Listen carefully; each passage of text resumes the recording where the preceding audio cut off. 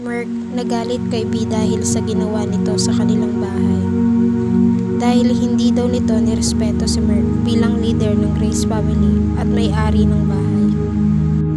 Matatandaan sa nakaraang reality show nila Merc ay pinatuloy ng mag-asawang Merc at Pam sila B at B dahil sa kagustuhan na rin ni Pam na makasama at makabanding ang kanyang mga kaibigan.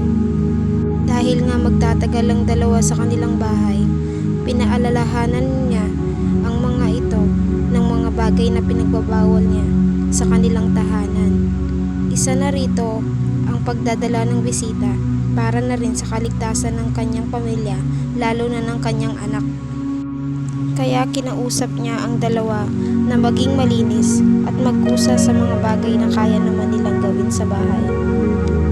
Humingi naman ng paumanhin si B at B kay Merc dahil na rin sa kanilang nagawa.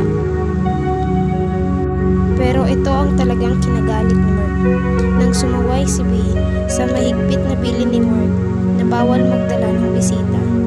Nakita kasi ni Merc sa CCTV na may dinala si B ang kanyang jowa sa kanilang bahay at pinapasok niya pa ito.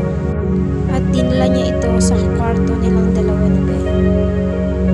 Dahil nga dito ay hindi na talaga nakapagpigil si Merc at pinagsabihan si B at B tungkol sa bagay na ito.